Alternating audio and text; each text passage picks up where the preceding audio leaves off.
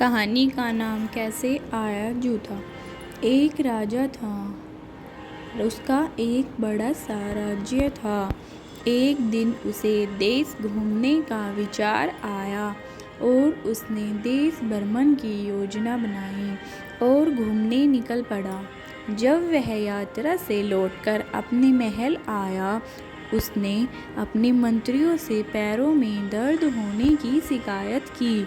राजा का कहना था कि मार्ग में जो कंकड़ पत्थर थे वे मेरे पैरों में चुभ गए और इसके लिए कुछ इंतजाम करना चाहिए। कुछ देर विचार करने के बाद उसने अपने सैनिकों व मंत्रियों को आदेश दिया कि देश की संपूर्ण सड़कें चमड़े से ढक दी जाए। राजा का ऐसा आदेश सुनकर सब सकते में आ गए, लेकिन किसी ने भी मना करने की हिम्मत नहीं दिखाई। यह तो निश्चित ही था कि इस काम के लिए बहुत सारे रुपए की ज़रूरत थी, लेकिन फिर भी किसी ने कुछ नहीं कहा। कुछ देर बाद राजा के एक बुद्धिमान मंत्री ने एक युक्ति निकाली। उसने राजा के पास जाकर डरते हुए कहा, महाराज, मैं आपको एक सुझाव देना चाहता हूँ। अगर आप इतने रुपयों को अनावश्यक रूप से बर्बाद न करना चाहे तो मेरे पास एक अच्छी तरकीब है, जिससे आपका काम भी हो जाएगा और अनावश्यक रुपयों की बर्बादी भी बच जाएगी।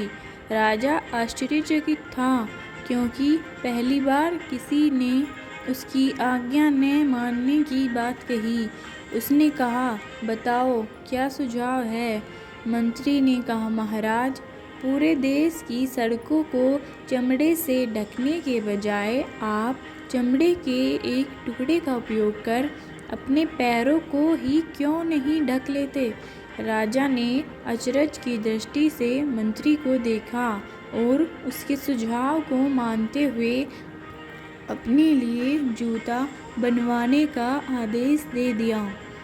सीख: हमेशा ऐसे हल के बारे में सोचना चाहिए जो ज़्यादा उपयोगी हो एवं दूसरों के साथ बातचीत से भी अच्छे हल निकाले जा सकते हैं। Thank you for watching my video. Like, share and subscribe my channel.